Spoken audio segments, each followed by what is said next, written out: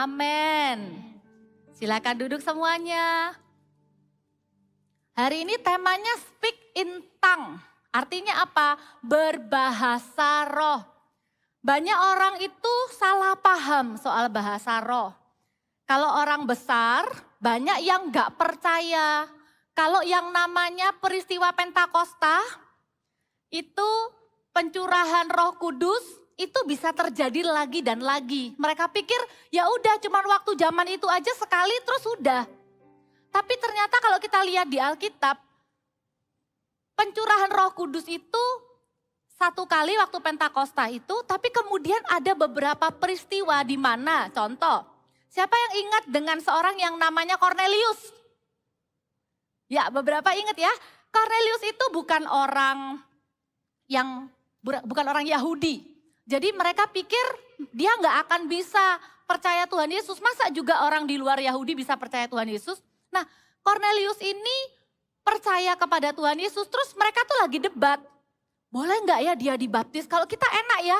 Sekarang Injil itu udah sampai ke tangan kita. Kecuali masalah usia aja kalian tunggu untuk baptis. Tapi nggak pernah dibilangin gini, kamu suku apa? Kamu bangsa mana? Oh kalau kamu bangsa ini kamu belum boleh dibaptis. Enggak gitu, nah zaman dulu karena masih baru. Loh kok ternyata ada orang di luar bangsanya Tuhan Yesus kok bisa percaya Tuhan Yesus. Jadi mereka meeting. Loh gimana ya, boleh nggak dibaptis ya? Ternyata Kornelius itu ngalami namanya baptisan Roh Kudus. Bilang sama-sama baptisan Roh Kudus. Dengan tanda apa? Ayat firman Tuhan bilang, berbahasa roh dan memuliakan Allah. Jadi mereka langsung kaget, terus mereka bilang gini, loh mana boleh kita menghalangi orang ini untuk dibaptis air di dalam nama Tuhan Yesus. Lah dia loh bisa terima baptisan Roh Kudus langsung. Jadi lihat ya, baptisan Roh Kudus itu bukan pekerjaan manusia. Baptisan Roh Kudus itu bukan karena diajarin sama manusia. Baptisan Roh Kudus itu beda sama baptisan air. Kalau baptisan air, kalian tuh nggak mungkin kan masuk ke kolam baptisan dalam nama Tuhan Yesus aku membaptis diriku sendiri. Piu, terus bangun. Kalian butuh hamba Tuhan yang bilang begini, aku membaptis engkau. Itu ya, dibantu dalam baptisannya. Tapi kalau baptisan Roh Kudus, bagian kita hamba-hamba Tuhan, bagian kita yang sudah percaya, sudah terima Roh Kudus lebih dulu, itu cuma jadi alat. Ada yang lewat tumpang tangan, ada yang lewat mendoakan dari jauh.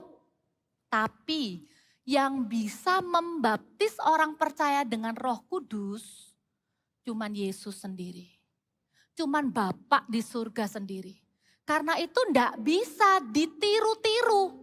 Nggak bisa yang namanya baptisan Roh Kudus itu dibuat-buat sendiri. Ada orang cari perhatian. Wah tiba-tiba melakukan hal yang aneh-aneh. Bukan itu.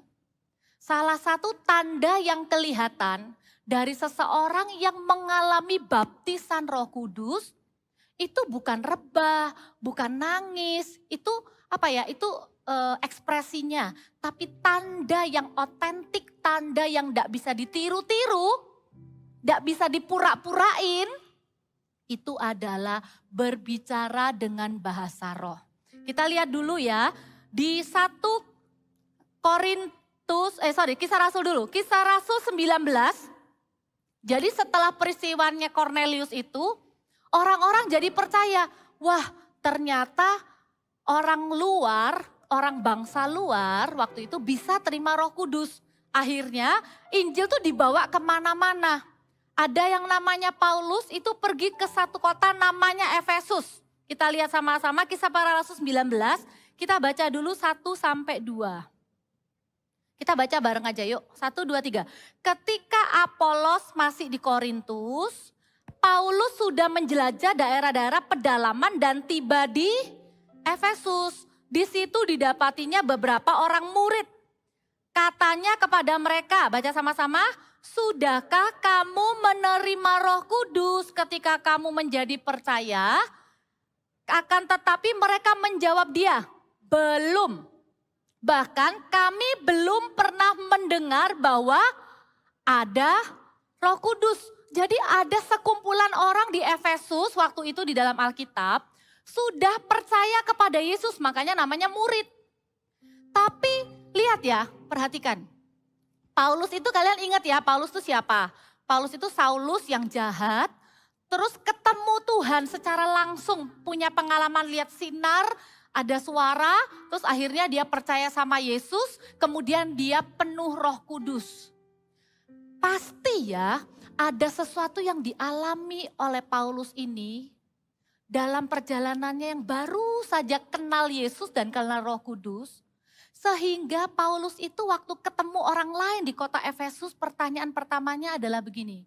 Sudahkah kamu mengenal Roh Kudus? Sudahkah kamu menerima Roh Kudus? Pertanyaan ini tuh melompat di hatinya Kak Pau-Pau. Kak Pau-Pau tuh juga pengen tanya kepada setiap kalian satu-satu. Sudahkah kalian menerima Roh Kudus?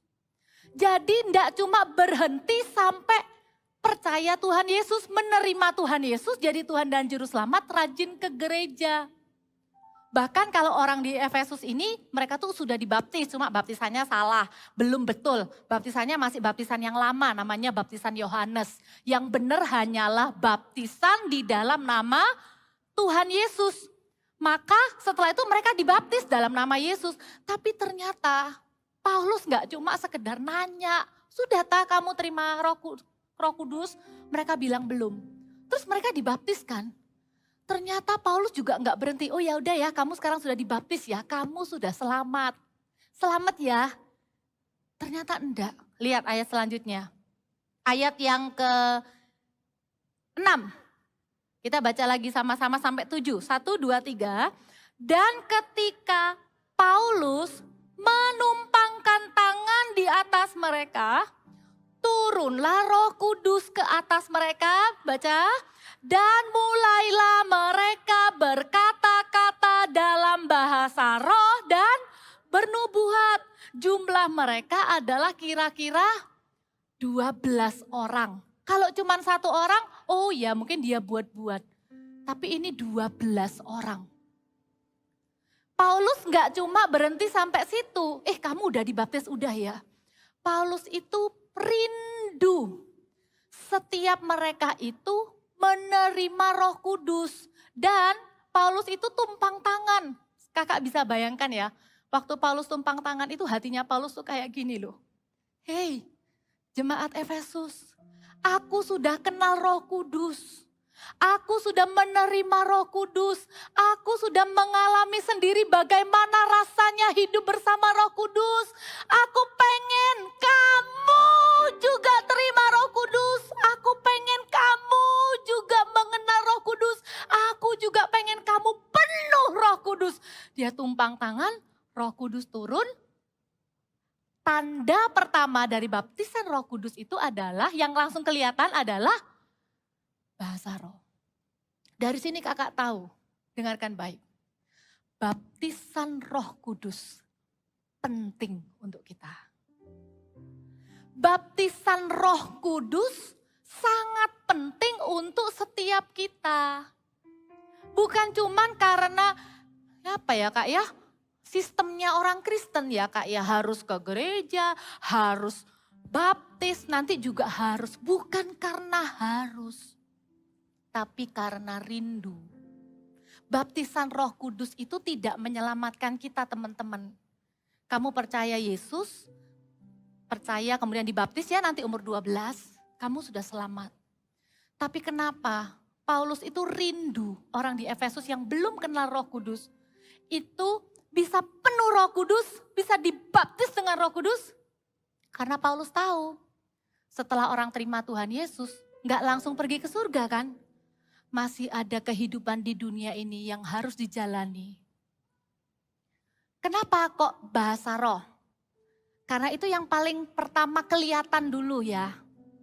Kalau misalnya karunia Roh Kudus yang lain, memimpin, melayani, mujizat, itu pelan-pelan bertumbuh di dalam hidup kita. Kita latih, kita beranikan diri doakan orang sakit.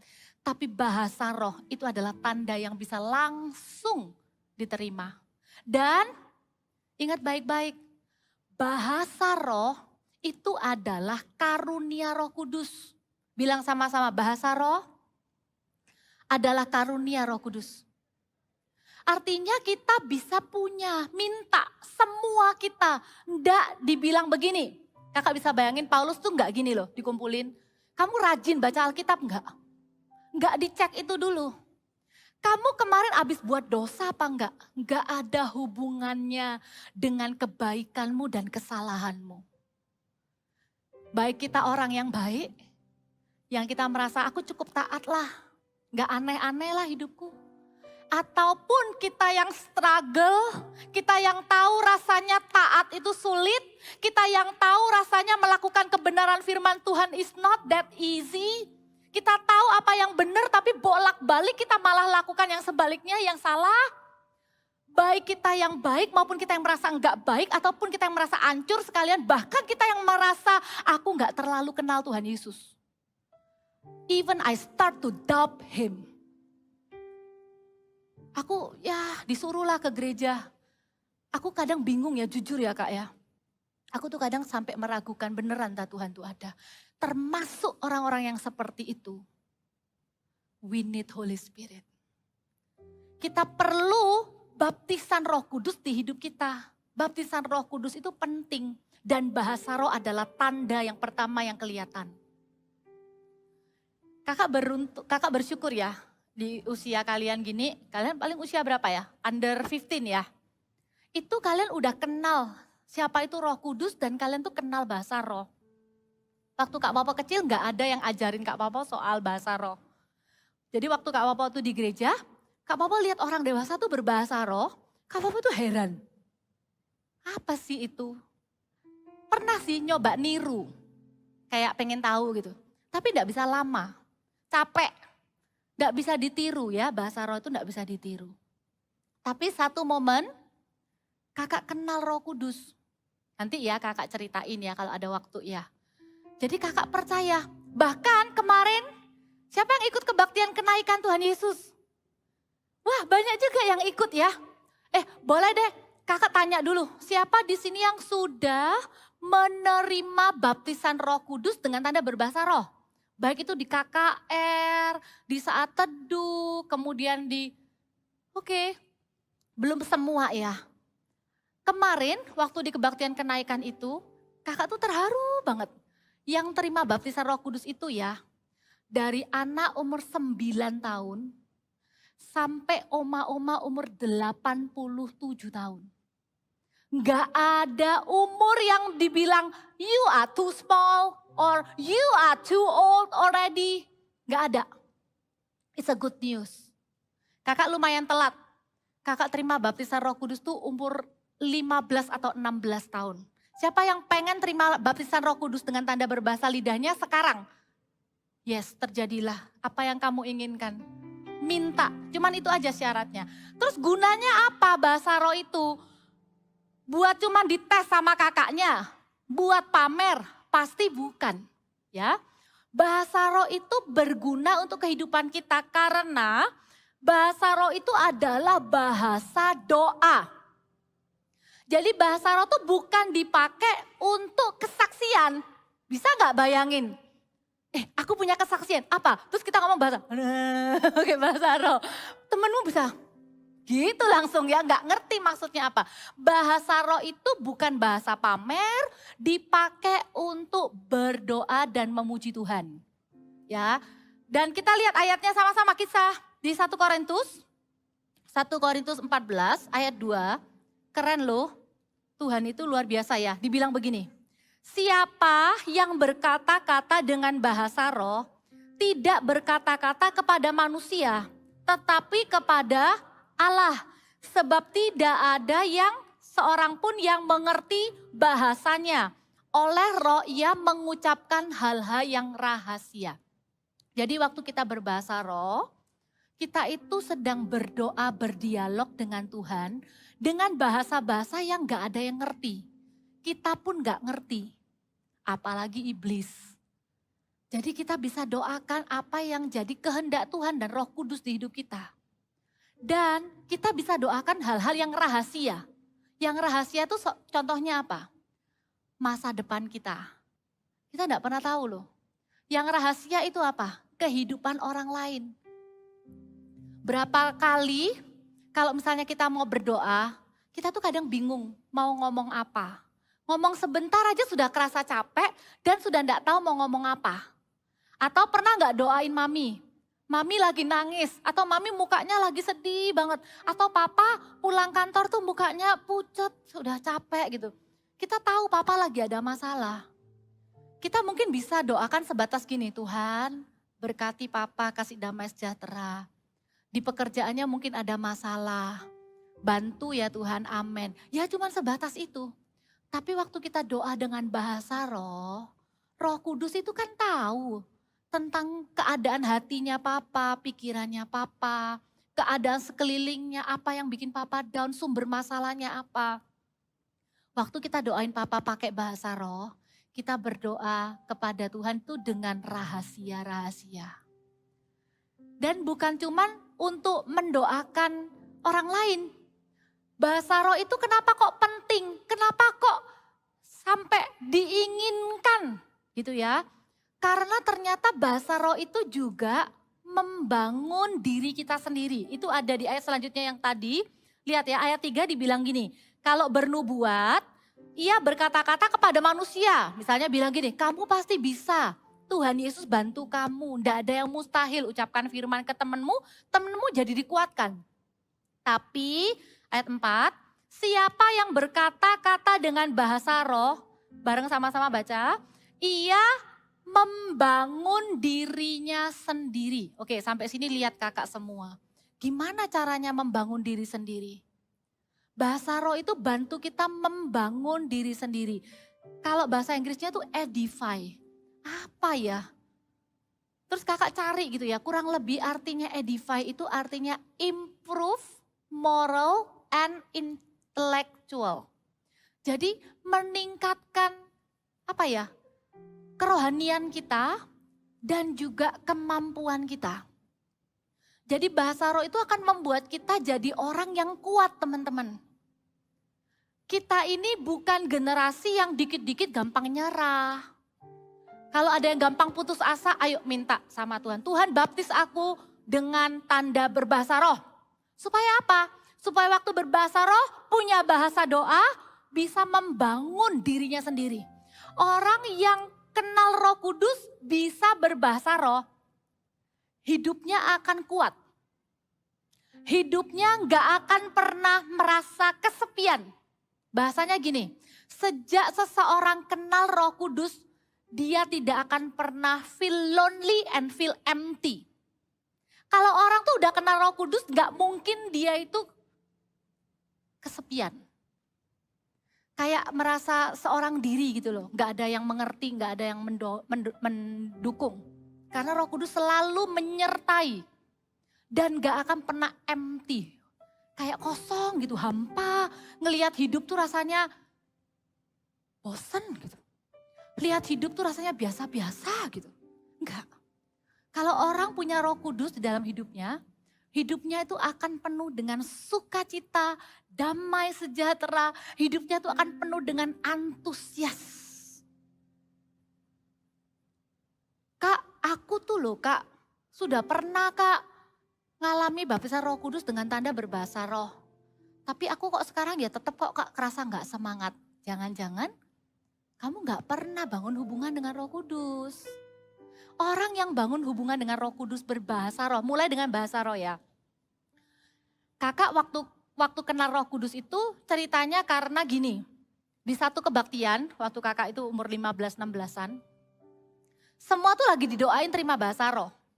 Kakak enggak dapet. Sedih deh. Berasa kayak gini, ya it's not for me lah. Mungkin itu bukan untuk aku. Mungkin karena, ya waktu itu ya. Mungkin karena aku lagi gak enakan sama temenku. Jadi waktu itu tuh kakak datang ke gereja tuh sambil jengkel sama temennya kakak. Dan rasanya tuh hati ini gak enak.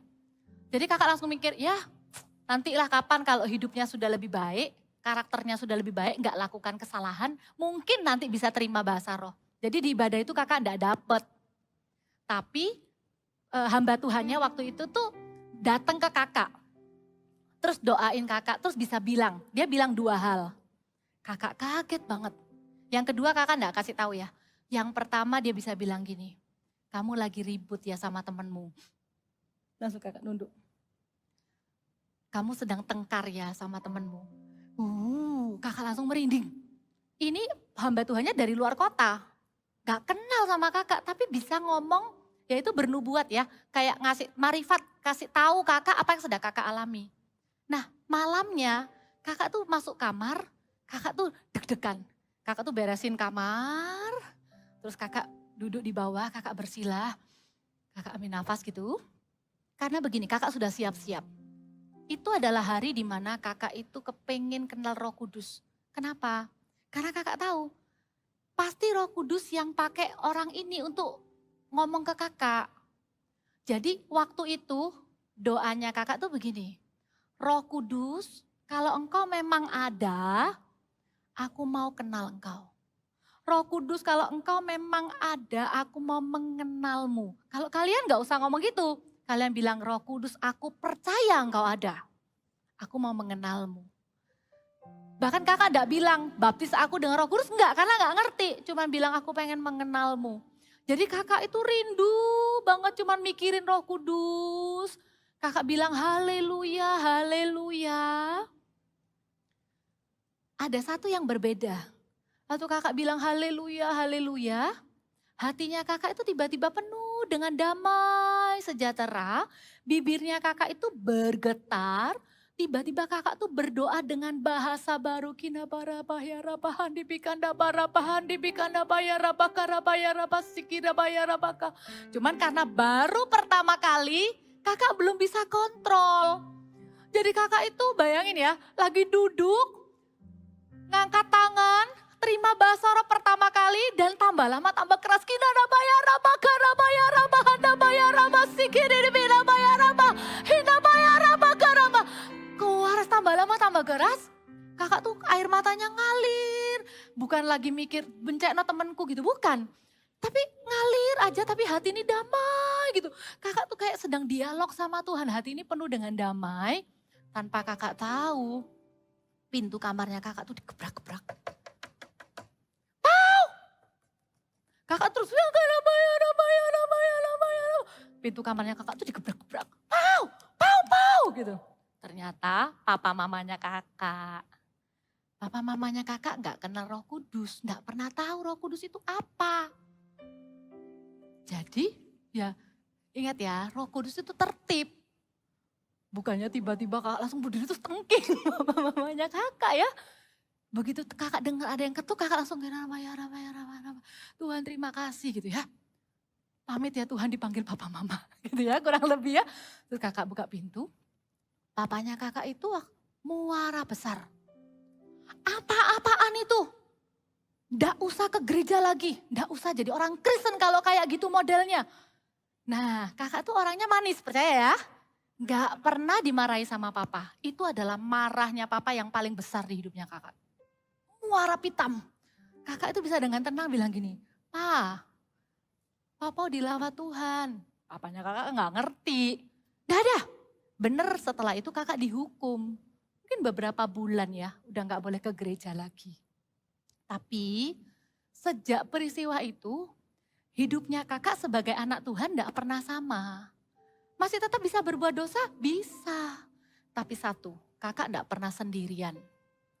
I never feel lonely anymore. Karena setiap kali kakak mau mengasihani diri sendiri terus bilang, I'm lonely, no one care about me. Kakak dengar suaranya yang berkata, hey I'm here. I always be with you. Setiap kali kakak males, enggak selalu lah ya. Antusias untuk doa atau baca Alkitab. Enggak selalu lah ya antusias gitu. Kakak mulai dengan berbahasa roh. Hidupnya kakak ini dipimpin sama Roh Kudus, dimulai dari lidahnya kakak dipimpin Roh Kudus. Duduk gitu berdoa ya, enggak rasa apa-apa. Nanti lihat bedanya. from time to time, I always start with speak in tongue. When I don't feel like it. Gak selalu kok, wah kakak kan pendeta, pasti setiap hari kakak bangun tuh haleluya. Enggak. Kamu dan kakak tuh sama-sama melawan keinginan daging. Kadangkala tuh ya kayak, aduh gak usah lah gimana. Kita menari memuji Tuhan itu bukan karena lagunya asik. Sejak kita kenal Roh Kudus, everything about Jesus is exciting. Gak lagi jadi sesuatu yang agamawi, gak jadi sesuatu yang membosankan. Nyanyi itu bisa dengan segenap hati. Doa itu bisa bukan cuma doa untuk diri sendiri. Waktu doa itu gak mikir pizza, gak mikir bakso. Kita gak tahu kan kita lagi doa apa. Tapi yang pasti firman Tuhan bilang apa? Waktu aku berdoa dengan bahasa roh, aku berdoa juga dengan akal budiku. Jadi pikiran kita juga dituntun sama Tuhan, tiba-tiba bisa mikirin orang yang lagi begini. Bisa tiba-tiba waktu kita berbahasa roh, kita tiba-tiba inget temen yang sudah lama gak jumpa. Tuhan itu real. Sesuatu yang supernatural itu jadi closer. Jadi lebih dekat di hidup ini. Kuncinya, pintunya adalah lidah ini diserahkan kepada Roh Kudus. Kalian yang sulit untuk gak ngomong kotor, jangan pernah merasa bisa dengan kekuatan sendiri. Gak bisa, latah kadang. Minta sama Roh Kudus. Kakak kok percaya orang yang berbahasa roh gak akan bisa maki-maki. Gak akan bisa meso. Karena setiap hari lidahnya diserahkan kepada Roh Kudus. Ada firman Tuhan bilang gini kan, hidup dan mati dikuasai lidah. Siapa yang menggemakannya akan memakan buahnya. Siapa yang pakai lidahnya ini ngomong sembarangan, marah-marah, ngomel-ngomel, pesimis, ngeluh. Ya udah hidupnya akan menuai dari kata-kata itu. Tapi bayangkan kalau hidup kita ini dipenuhi dengan bahasa roh tiap hari. Kakak pernah ngobrol sama Pastor Philip, kakak bilang gini, iya kok sekarang kita pakai masker. Terus Pastor Philip bilang begini, I'm glad I can speak in tongue without no one see. Terus kakak langsung, iya ya. You know, sejak pandemi, kakak berbahasa roh setiap hari, setiap detik bahkan. Kalau pas gak lagi ngomong sama orang, if I don't talk to people, I talk to God with speak in tongue. Ayo, sebentar lagi masker udah mau dilepas. Dari sekarang, banyak-banyak berbahasa roh. Ngerti gak ngerti? Firman Tuhan bilang, waktu kita berbahasa roh, kita sedang berbicara kepada Allah hal-hal yang rahasia. Yang sudah, jangan pernah ragu. Jangan pernah ragukan, ini bahasa rohku bener apa enggak ya? Kalau kamu pernah ngalami Roh Kudus, bener. Gak ada orang yang nilai bahasa rohmu, bener apa salah. Orang akan lihat buahnya di hidupmu. Yang belum, minta. Gak dapat hari ini, minta lagi. Gak dapat besok, lusa minta. Lusa gak dapat, minta terus. Hatinya kakak tuh kayak Paulus sekarang. Sudahkah kamu menerima Roh Kudus, hai jemaat Voltage yang di sini maupun yang online? Setelah keselamatanmu di dalam nama Tuhan Yesus, doa yang selalu ku naikkan, yang selalu kakak naikkan untuk anaknya kakak dan kalian juga, adalah supaya kalian menjadi generasi yang berjalan bersama dengan Roh Kudus. Roh Kudus gak akan didukakan oleh generasi kalian. Roh Kudus akan dicintai. Roh Kudus akan diinginkan. Roh Kudus akan menjadi sahabat kalian. Amin. Amin. Kita saksikan satu video.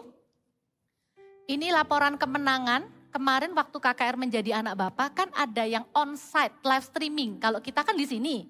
On-site Pastor Philipnya di sini. Ini mereka yang ada di Kalimantan. Mereka tuh cuma nonton layar. Tapi ada satu anak nanti yang kalian lihat ya di video ini.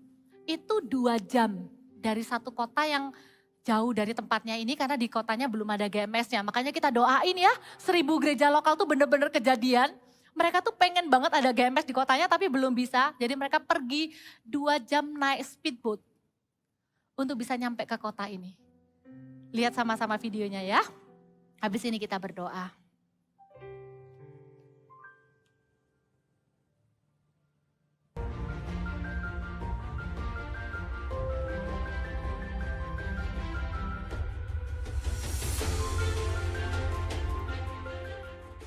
Papa Mama, harusnya kita bisa melihat sejak dini potensi anak kita itu apa. Dan potensi itu bermula dengan takut akan Tuhan. Listen again, apapun visi hidupmu nanti kalian mau jadi ini, jadi itu selalu berada di visi ini. Untuk menyelesaikan amanat agung. Karena itu kalian harus sekolah sungguh-sungguh. Bertambah urapan tiap tahun dalam asuhan orang tua. Papa Mama itu penting dalam hidup kalian. Kalian cuma punya papa satu, mama satu. Tapi ingat sekali lagi, gereja juga adalah orang tua. Bertambah urapan tiap tahun dalam asuhan orang tua dan gereja. Tuhan Yesus, aku haus. Anak-anak yang haus katakan dengan keras, Tuhan Yesus, aku haus. Aku anakmu, aku hambamu. Pakai aku, baptiskan aku dengan Roh Kudus, dengan tanda berbahasa roh, dalam nama Yesus. Roh Kudus penuhi, Roh Yesus urapi. Tadi ngalami apa kamu di depan? Yang saya alami adalah mulut saya tiba-tiba bergetar sendiri. Kamu tahu apa itu kira-kira? Roh Kudus. Kata siapa anak-anak tidak bisa mengalami baptisan Roh Kudus dengan tanda berbahasa roh? Bahasa roh tidak untuk dipaksakan. Tapi kita minta kepada janji Bapa. Dan hari kita melihat kenyataan ada satu anak mengalami kepenuhan Roh Kudus. Abel mau jadi apa? Menjadi arsitek. Terus Abel kalau udah jadi arsitek, mau bangun apa dengan ilmu arsitekmu? Bangun gereja dengan 1000 gereja.